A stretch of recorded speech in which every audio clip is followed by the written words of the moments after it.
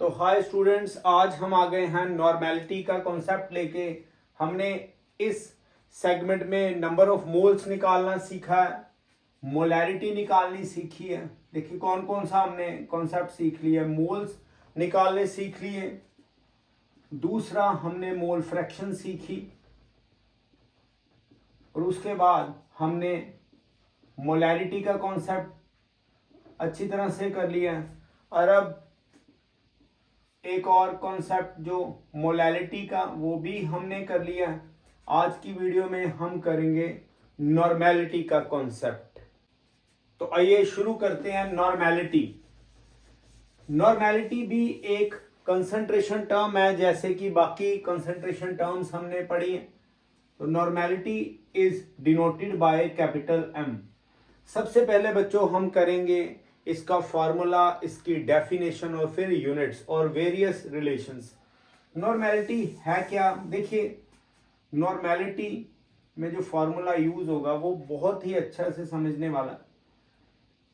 W2 given weight of solute upon equivalent mass of solute. ये चीज आपने ढंग से समझनी है। जब हम मोलैरिटी की बात करते हैं वहां पे हम क्या लिखते आए हैं? Given weight of solute upon molecular mass. Molarity की बात करते हैं given weight upon molecular mass. तो ये क्या चीज है? Equivalent mass of solute. पहले तो आप इनका फॉर्मूला देख लें, फिर आगे चलेंगे। अगर तो ये 10⁻³ लगाया जैसे हमने मोलैरिटी के केस में किया, तो हमें जो वॉल्यूम दिया होना चाहिए, वॉल्यूम ऑफ सोल्यूशन जो हमें दिया होना चाहिए, वो सेंटीमीटर क्यूब में देना चाहिए, जैसे कि मोलैरिटी में हमने किया। तो कंफ्यूज नहीं होना, आपने जो चीजें हैं वो लिख लिख के देखनी है, तभी आप कंफर्टेबल रहेंगे कॉन्सेप्ट में। अब नॉर्मेलिटी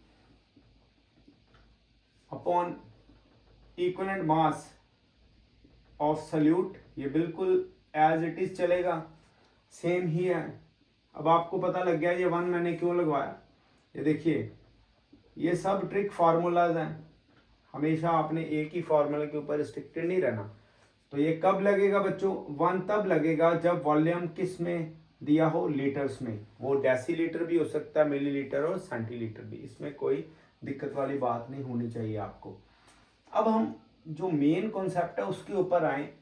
देखिए हम नॉर्मेलिटी देखें, ये नॉर्मेलिटी में W2 अपॉन इक्विवेलेंट मास करते हैं। मैं थोड़ा सा आपको रिकैप्चुलेट एक चीज करवाना चाहता हूं, जैसे कि बच्चों मोलैरिटी का फॉर्मूला हमने किया W2 upon molecular mass into जो भी इनमें से एक लगा लो, कोई दिक्कत नहीं, और वॉल्यूम। आप अगर समझ के चलें, अगर आप अच्छी तरह से समझ के चलें, तो ये चीज तो क्लियर होती ही है कि W2 अपॉन M2 किसके इक्वल है? ये numbers of moles of solute के इक्वल है, right? Numbers of moles of solute के इक्वल है। पर ये वाली टर्म किसके इक्वल आ गई? ये हमने आज इस वीडियो में समझना। इसकी भी एक एक डिटेलिंग कर देनी है, कोई दिक्कत आने वाली है नहीं आपको। बस आप ढंग से मेरी वीडियोस देखते रहिए और आप इन चीज़ों में अच्छी तरह से प्रोफेशनल हो जाएंगे। चलिए एक फार्मूला हम यहाँ पे लगा रहने देते हैं। अब आप समझिए, ये W2 upon equivalent mass of solute, ये क्या होगा? This is the numbers of gram equivalents. Gram equivalents किसके? सॉल्यूट के। हम अगर डेफिनेशन करें तो नॉर्मेलिटी की डेफिनेशन क्या आ जाएगी? Numbers of gram equivalents of solute over given volume of the solution. तो इट मीन ये सॉल्यूशन का वॉल्यूम कुछ भी हो सकता है, सेंटीमीटर क्यूब भी और लीटर्स भी। ये वाला जो फॉर्मूला है ये हमें डेफिनेशन बताएगा इसकी। कैसे? नॉर्मेलिटी क्या है? It is the numbers of gram equivalents of solute present in given volume. ये गिवन वर्ड लगा दिया है, तो चाहे वो सेंटीमीटर क्यूब हो या लीटर्स हो, present in given volume of the solution. इस तरह से आपने नॉर्मेलिटी का जो है वो डेफिनेशन और फार्मूला दोनों देखना है। अब यूनिट्स पे आए, अगर हम यूनिट्स की बात करें तो देखिए नॉर्मेलिटी वही numbers of gram equivalents over volume. बार बार मैंने बोला है आपको लिखना है ये, तो इसके यूनिट्स, पहला यूनिट तो आपको ये पता ही है, आपने लिखना एन, यानी कि नॉर्मल। जो भी आंसर आएगा उसके आगे क्या लिखिए आप, एन, नॉर्मल। दूसरा numbers of gram equivalents divided by, अगर सेंटीमीटर क्यूब में वॉल्यूम आएगा तो बच्चों ये सेंटीमीटर क्यूब लिखेंगे, और अगर कहीं पे लीटर्स में आवाज आए, अभी हम करेंगे न्यूमेरिकल्स, तो आपने पर लीटर करना है। या आपने तीनों में से जो रेलेवेंट लगे वो लगा देना। ऑल दो नॉर्मल, तो आप अगर आपको ये दोनों में दिक्कत आए तो आप नॉर्मल लगाएं तो सब चल जाएगा। ये अभी नॉर्मेलिटी हमने की। अभी हमने देखा क्या है, हमने नॉर्मेलिटी में एक तो फॉर्मूला जो हमने फाइनलाइज किए, दूसरा हमने इनकी डेफिनेशन की है नंबर्स ऑफ ग्राम इक्विवेलेंट्स के विद रिस्पेक्ट टू, और तीसरा हमने यूनिट्स किए हैं। अभी हम अलग अलग तरह के न्यूमेरिकल्स लेंगे, इजी वे में लेंगे, जिससे आप नॉर्मेलिटी को ढंग से समझ सके। पर उससे पहले एक बात, अगर मैं आपको इक्विवेलेंट मास निकालना जरूर सिखा दूंगा, उससे ये होगा, मॉलिक्यूलर मास तो स्टूडेंट्स 10th क्लास या 9th क्लास से करते आए, उनको पता है, ऐड कर दो तो मॉलिक्यूलर मास आ जाता है। बट इक्विवेलेंट मास क्या चीज़ है वो हम यहाँ पे देखने लगे, इक्विवेलेंट मास। तो चलिए शुरू करते हैं इक्विवेलेंट मास को पूरी तरह से कवर अप करना। इक्विवेलेंट मास ऑफ सॉल्यूट, इसको कैसे कैलकुलेट करना है ये आज हमने ढंग से समझना है, इक्विवेलेंट मास ऑफ सॉल्यूट को। तो देखिए इक्विवेलेंट मास कई तरह से निकलेगा हमारे पास। इक्विवेलेंट मास एसिड का भी हो सकता है, क्योंकि सॉल्यूट वेरियस हो सकते हैं, एसिड भी हो सकता है। इक्विवेलेंट मास ऑफ एसिड, इसी तरह से इक्विवेलेंट मास ऑफ बेस, अगर इक्विवेलेंट मास बेस का दिया जाए। इसी तरह से इक्विवेलेंट मास हमारे पास सॉल्ट का भी पूछा होगा, अगर इक्विवेलेंट मास किसी एलिमेंट का पूछा हो या एटम का पूछा हो। ओके, और एक मैं आपको यहाँ पे स्पेशल जो है इक्विवेलेंट मास सिखाऊंगा, वो होगा equivalent mass of compound. Compounds भी बड़े स्पेशल होंगे, तो वीडियो के एंड तक बने रहिए, आपको ये वाला टर्म हम सिखाएंगे किस तरह से करनी। तो हम लगे हैं करने इक्विवेलेंट मास ऑफ एसिड। आप इसका स्क्रीनशॉट ले लीजिए, जो 5 तरह के इक्विवेलेंट मास हम आज करेंगे। तो देखिए जी किस तरह से चलेगा equivalent mass of an acid. जी, एसिड का इक्विवेलेंट मास किस तरह से हमने करना है, तो देखिए equivalent mass of an acid किसके इक्वल है, molecular mass of acid over, ये नई टर्म इंट्रोड्यूस हो गई है, एन फैक्टर। एन फैक्टर क्या है वो हम करेंगे।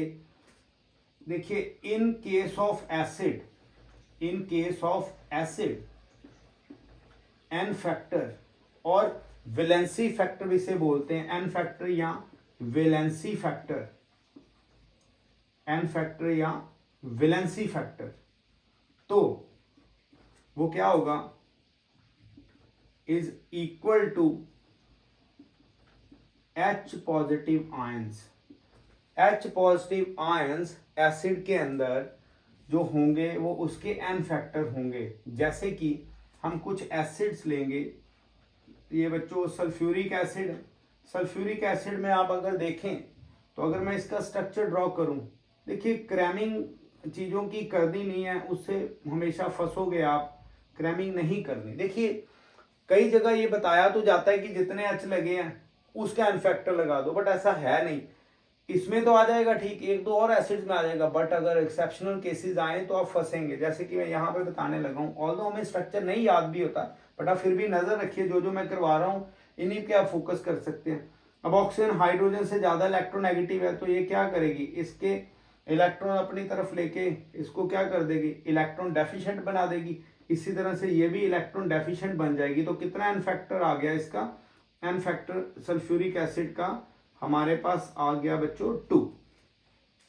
इसी तरह से HCl, अगर हम HCl की बात करें, n factor of HCl is equal to 1। Nitric acid का एन फैक्टर 1। आज के कमेंट सेक्शन में आपने ये बताना है कि ये जो नाइट्रिक एसिड है इसको हम अलग, इसका एक और नाम है वो बताइए आप, name of nitric acid. Nitric acid का एक और नेम है, उसका आपने कमेंट बॉक्स में बताना है। तो चलिए, ये एन फैक्टर एसिड का हो गया। अब ये एग्जांपल ले लेंगे। एग्जांपल कैसे,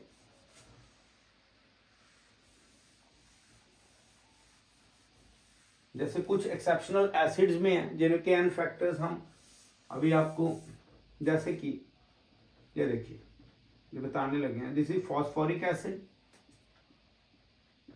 this is phosphorous acid, this is hypophosphorous acid. तो कैसे चलेगा, चेक करिए।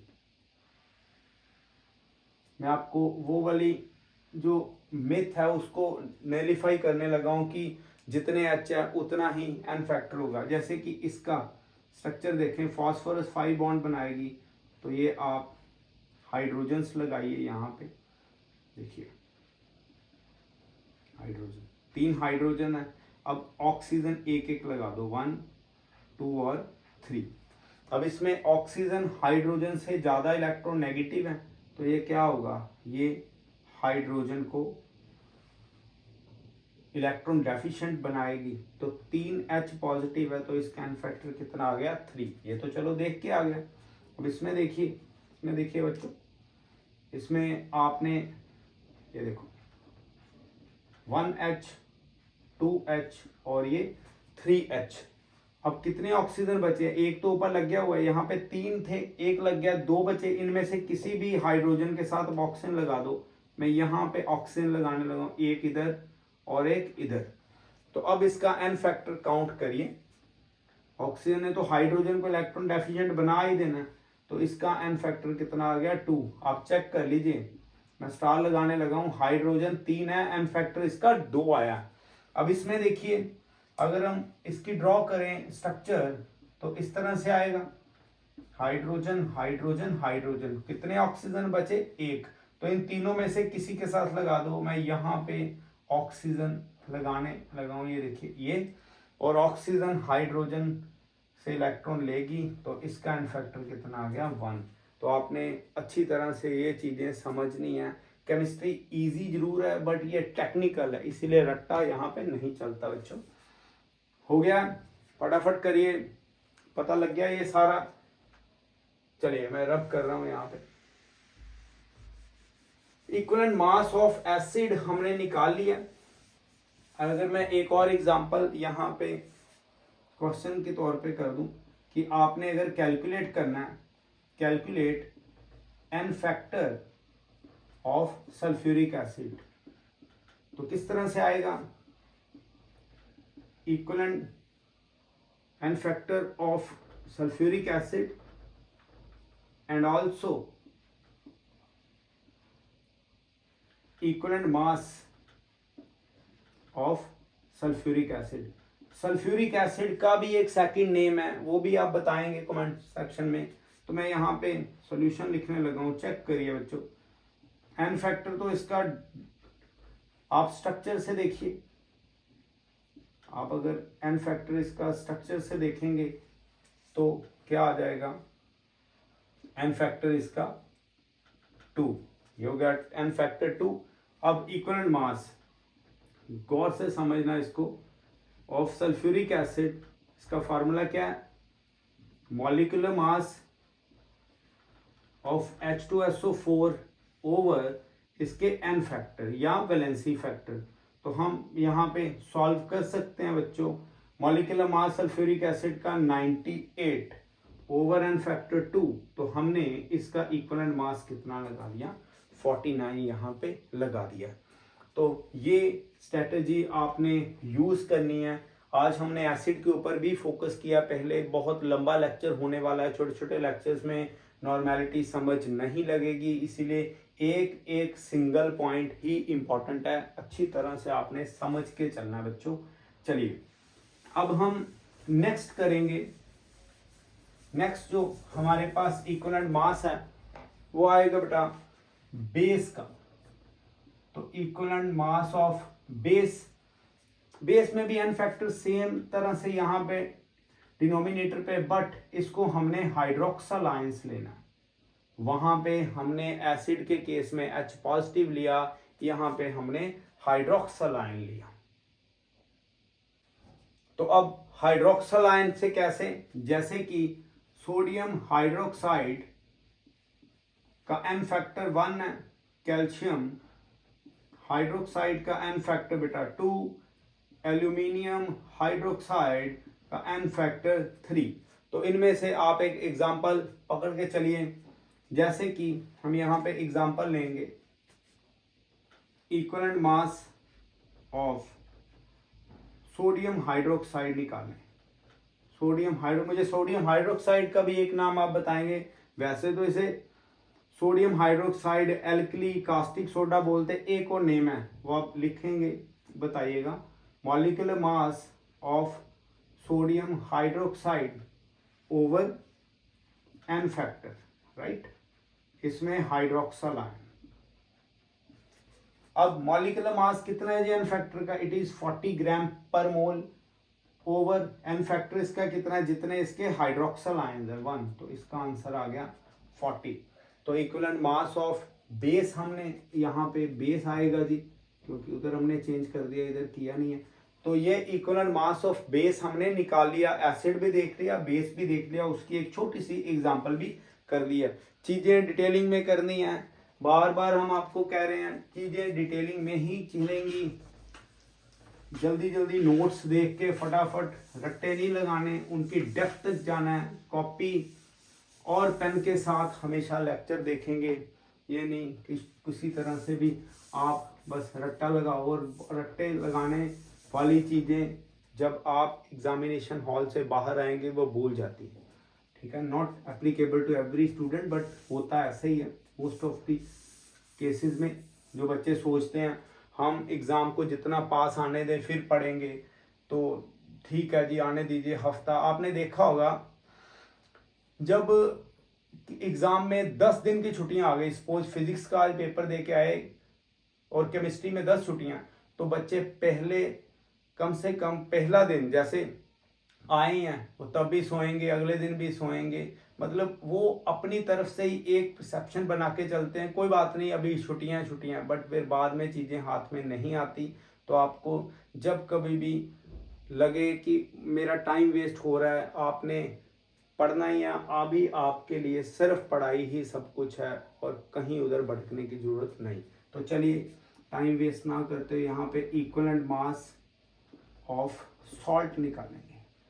इक्विवेलेंट मास ऑफ सॉल्ट, देखिए molecular mass of salt over, अब यहाँ पे एन फैक्टर क्या, यहाँ पे एन फैक्टर क्या आएगा वो हम आपको बताने लगे। एसिड में H पॉजिटिव, बेस में हाइड्रोक्सल आयन, और तो एन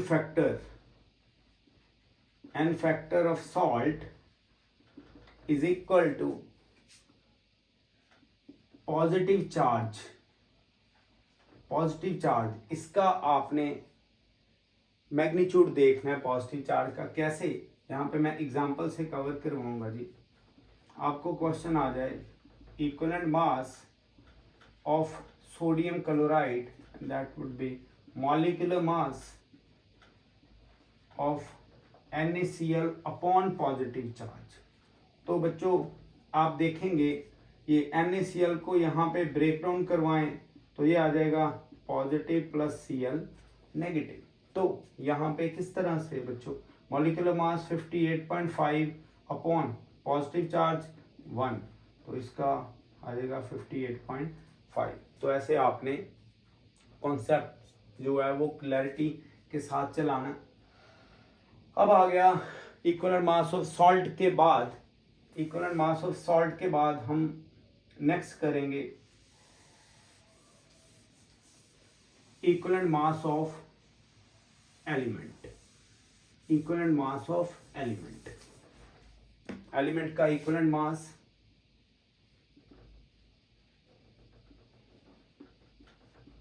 किसी एलिमेंट का या एटम का, तो कैसे चलेगा बच्चों? इक्वलेंट मास ऑफ एटम ये होगा हमारे पास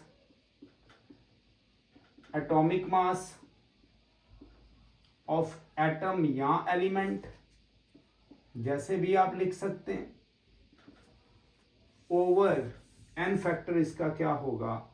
एन फैक्टर इसमें वैलेंसी, वैलेंसी। और वैलेंसी वाली वीडियो आप मेरे चैनल पे देख सकते हो शॉर्ट्स में, ठीक है, काफ़ी वायरल वीडियो है वो, आप देख सकते हो। ऑल्दो मैं यहाँ पे भी आपको बताने लगा हूँ, देखिएगा वैलेंसी कैसे निकलेगी। आपने 20 तक एलिमेंट्स लिख लेने हैं, 20 तक एलिमेंट्स लिखने हैं कैसे? Hydrogen, helium, lithium, beryllium, boron, carbon, nitrogen, oxygen, fluorine, neon, sodium, magnesium, aluminium, silicon, phosphorus, sulphur, chlorine, argon, potassium and calcium. अब आपने क्या करना है, पहले 10 लिखना है, यहां ये 10 लिखिए, ये 10 आ गया, हाइड्रोजन 1, इसका 0। अब इसको 4 तक इंक्रीजिंग ऑर्डर लेके जाइए, 1 2 3 4। अब आपने 0 तक डिक्रीजिंग ऑर्डर करना है, 3 2 1 0। अब फिर 4 तक इंक्रीजिंग ऑर्डर बच्चों, 1 2 3 4।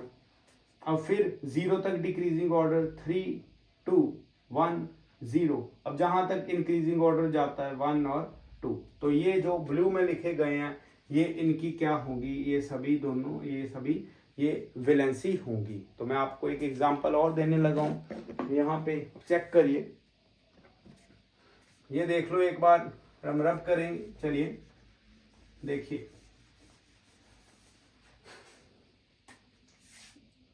एग्जाम्पल के तौर पे इक्वलेंट मास ऑफ सल्फर, ये थोड़ा चल नहीं रहा इसलिए हम यही चलाएंगे। Equivalent mass of sulphur, equivalent mass of sulphur क्या होगा? Atomic mass, atomic mass of sulphur over इसकी वैलेंसी। तो मैंने अभी आपको ट्रिक सिखाया, वहां पे देखिए सल्फर का एटॉमिक मास कितना है 32, इसकी वैलेंसी है 2, तो कितना आ जाएगा 16। तो इक्विवेलेंट मास कितना आ गया सल्फर का 16। तो इस तरह से हमने एसिड निकाल लिया, बेस निकाल लिया, एटम या एलिमेंट निकाल लिया और सॉल्ट निकाल लिया। तो अगली जो हम यहाँ पे इक्विवेलेंट मास की कैटेगरी में बताने जा रहे हैं वो है कंपाउंड का, और कंपाउंड का थोड़ा सा हटके रहेगा। कंपाउंड कौन कौन से वो आप देख लीजिए, ये बड़ा अलग इक्विवेलेंट मास है कंपाउंड का। और कंपाउंड्स ज्यादातर जो बच्चों को फंसाते हैं वो कौन कौन से, जो आपको फंसाएंगे वो कौन कौन से हैं बच्चों? पहला अमोनिया, अमोनिया का इक्विवेलेंट मास। दूसरा SO2, और जो तीसरा दैट बी SO3। अब आपको पता नहीं लगेगा इसमें, देखिए ऑक्सीजन के साथ हाइड्रोजन नहीं है, स्कैन फैक्टर आप 3 नहीं बोल सकते। अब इसमें क्या करेंगे, यहाँ पे तो ना हाइड्रोजन है ना ही हाइड्रोक्सल आयन है, तो कभी भी ये 3 आ जाएं, बड़े गौर से समझिएगा। अगर तीनों आ जाएं तो आपने इनमें वाटर ऐड करना है, वाटर, आपने इसमें वाटर ऐड करना है जी। वाटर ऐड करेंगे तो आप क्या बनेगा, यहाँ पे देखिए ये बन जाएगा हमारे पास NH4, हाइड्रोजन एक इसके साथ जाएगा, अगर नहीं तो ये आप ऐसे कर सकते हो। ये कोई मैकेनिज्म नहीं है, ये सिर्फ एक ट्रिक है। ये आ गया NH4 और क्या बच गया OH, ये बन गया हमारे पास अमोनियम हाइड्रोक्साइड जो कि एक बेस है। दिस इज अ बेस, और बेस में मैंने आपको बताया इसका n factor numbers of hydroxyl ions के इक्वल होगा, तो इसका एन फैक्टर कितना आएगा 1। तो इस तरह से आपने अमोनिया का एन फैक्टर निकाला। इसी तरह से आप इसको वाटर के साथ रिएक्ट करिए, ये आ जाएगा H2SO, 2 ऑक्सीजन ये और एक SO3, हमारे पास ये आ गया। तो इसका एन फैक्टर कितना आ गया, ये एसिड है 2। इसी तरह से बच्चों यहाँ पे H2SO4, ये सल्फ्यूरिक एसिड है, सल्फ्यूरिक एसिड मैंने आपको बताया भी है, तो ये क्या आ जाएगा 2। तो ये किसी कंपाउंड का ज़्यादातर ये 3 ही तंग करते हैं स्टूडेंट्स को, तो इस तरह से आपने इनको वाटर के साथ रिएक्ट करवा के ये अमोनियम हाइड्रोक्साइड और ये एसिड्स बन जाएंगे, तो आप एन फैक्टर निकाल सकते हैं। हमने एन फैक्टर और इक्विवेलेंट मास की कंप्लीट एक जो आपको स्ट्रेटजी समझा दी है, तो आपके लिए अब नॉर्मेलिटी निकालना कोई इतना टफ कार्य नहीं है। अब हम एक क्वेश्चन क्रिएट करते हैं। देखिए जी, क्वेश्चन क्या है, calculate normality of sulphuric acid H2SO4 in a solution where 49 grams of sulfuric acid, समझ के चलिएगा, dissolved in 500 centimeter cube of solution, 500 centimetre cube of solution. तो अब आपने करना क्या है, मैंने आपको पहले भी बताया, सबसे पहले आपने गिवन लिखना है। गिवन में उन्होंने बोला है नॉर्मेलिटी निकालो, तो ये लो जी, हमने नॉर्मेलिटी के आगे क्या लगा दिया, क्वेश्चन मार्क। अब नॉर्मेलिटी निकालेंगे कैसे, sulphuric acid 49 gram dissolve in 500, मैंने आपको पहले भी बताया, आपने करना क्या है, एक ऐसे स्ट्रैटेजी लगानी है और छोटी सी डायग्राम ड्रॉ करनी है ताकि आप गलती ना कर सकें। ओके, अब 49 ग्राम डाला गया सल्फ्यूरिक एसिड, तो 49 ग्राम है इसका, और सल्फ्यूरिक एसिड का मॉलिक्यूलर मास कितना है 98 ग्राम पर मोल। तो अब हम वॉल्यूम देखें, volume of solution is equal to 500 centimetre cube. तो अब लगाएंगे जब हम नॉर्मेलिटी का formula, normality is equal to W2 upon equivalent mass, इसमें सल्यूट कौन सा, equivalent mass of sulphuric acid into centimetre cube है तो 10⁻³ अपॉन वॉल्यूम ऑफ सॉल्यूशन। अब यहाँ पे आपने चेक करना है इक्विवेलेंट मास कैसे आएगा। इक्विवेलेंट मास निकालने के लिए मैंने आपको बताया इक्विवेलेंट मास सल्फ्यूरिक एसिड का कैसे निकालना है। अभी हमने एग्जांपल किया, इसका मॉलिक्यूलर मास अपॉन इसका एन फैक्टर, तो कितना आ गया इसका 49 इक्विवेलेंट मास। तो हम इसमें पुट करेंगे, क्या आ जाएगा, normality is equal to weight कितना है सल्फ्यूरिक एसिड का 49, इक्विवेलेंट मास भी 49 आ गया, 10⁻³ अपॉन वॉल्यूम कितना है 500। तो ये इससे कट हो गए, तो हमारे पास आंसर कितना आ गया 2